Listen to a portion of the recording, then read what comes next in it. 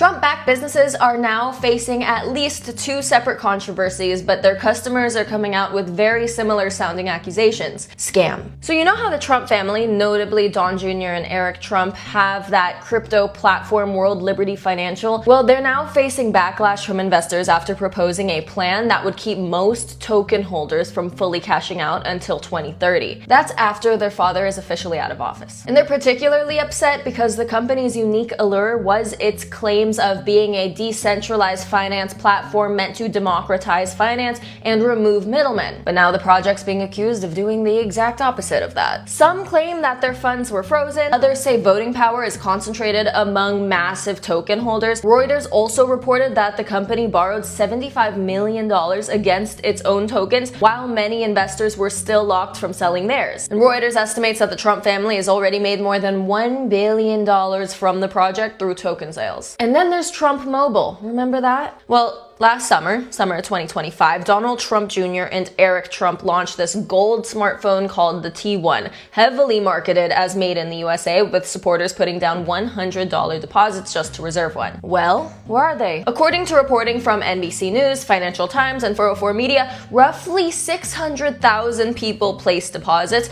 totaling around $59 million collected before phones have shipped, or any semblance of proof that they've been created has been provided. But the promised release date came and went. First, it was meant to be August, which experts knew was impossible due to the promises of being American-made and even the standard timelines of major releases like iPhones and Androids. And then the Made in the USA branding quietly disappeared from the website, and executives reportedly acknowledged the phones would be primarily manufactured overseas, with only final assembly happening in Miami. Well, who cares? No phones are made in the USA, right? Well, a lot has happened since then, so it's kind of hard to put our brains back in the place of summer of 2025, but if you'll remember, the project's launch came amid the Bring Manufacturing Back to the USA debacle, right after Trump's first tariff-related Liberation Day, not to be confused with his National Guard in DC Liberation Day. And since the world's biggest tech is made anywhere but the USA, the Trump boys saw an opportunity and jumped at it. Real patriots will have phones made in the USA, and we will provide that to you